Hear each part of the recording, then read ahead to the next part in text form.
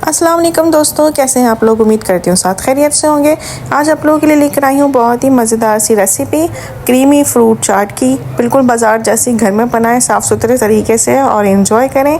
अच्छा, ये मज़े की बात इस फ्रूट चाट में ये फ्रूट चाट की रेसिपीज़ तो बहुत मिल जाती हैं, पर ये फ्रूट चाट ऐसी है, रेसिपी ऐसी मिलेगी आपको कि आप 2 दिन भी इसको फ्रिज में रखेंगे फ्रूट चाट को तो कोई भी फ्रूट इसमें काला नहीं होगा, कोई भी फ्रूट जो है वो ख़राब नहीं होगा। ऐसा मैं इसमें क्या डालने वाली हूँ तो पूरी वीडियो देखें ताकि आपको पता चले।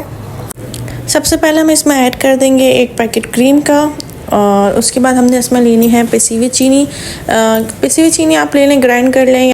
आइसिंग शुगर भी आप इसमें यूज़ कर सकते हैं, पर पिसी हुई चीनी अगर आप घर में आराम से पी सकते हैं तो वो ऐड करें। इसमें 1/2 कप मैंने इसमें ऐड की है पिसी हुई चीनी, और इसके बाद हम इसमें फ्रूट्स ऐड करेंगे। अच्छा, सीक्रेट इंग्रेडिएंट्स जो है वो मैं अभी आपको नहीं बताने वाली, ताकि आप ये ना वीडियो छोड़ के चले जाएं। तो सबसे लास्ट में आपको बताऊंगी, सबसे लास्ट में नहीं, खैर अभी बता दूंगी वीडियो में।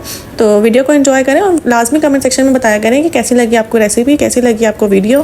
क्रीम थोड़ी जो चीनी ऐड करने के बाद हम इसको फ्रिज में रख दें तो ज़्यादा अच्छी हो जाती है, क्रीम थोड़ी थिकनेस बढ़ जाती है। मेरे पास यहाँ पे टाइम नहीं था तो मैंने डायरेक्ट बनाई है। यहाँ पर मैंने खरबूजा, पपीता और इसके बाद मैंने फ्रूट कॉकटेल ऐड किया। आप ना करना चाहें तो स्किप कर दें। और केले ऐड किए हैं, अंगूर का सीज़न नहीं है वरना ग्रेप्स भी इसमें ऐड हो जाते हैं। तो डिफरेंट फ्रूट्स हैं और आप इसमें जो दिल चाहे वो ऐड कर सकते हैं। तो यहाँ पे जो जिस चीज़ की बात हो रही थी, जो मैं आपको बताई थी कि जिससे फ्रूट चाट जो है वो काली नहीं होगी, तो यहाँ पे जो फ्रूट कॉकटेल का जो जूस था वो हमने इसमें ऐड किया है। उससे ये होता है कि थोड़ा सा फ्लेवर जो है वो बढ़ भी जाता है और फ्रूट चाट को काला होने से भी बचाता है। तो क्रीमी फ्रूट चाट में लाजमी ऐड करें। और आप पाइनएप्पल का जूस भी ऐड कर सकते हैं, आप फ्रूट कॉकटेल का जूस भी ऐड कर सकते हैं। तो डिपेंड ऑन कि आप क्या ऐड करें फ्रूट चाट में। तो लाजमी इस रेसिपी को ट्राई करेगा। दुआ में बहुत ज़्यादा याद रखिएगा। अल्लाह हाफ़िज़।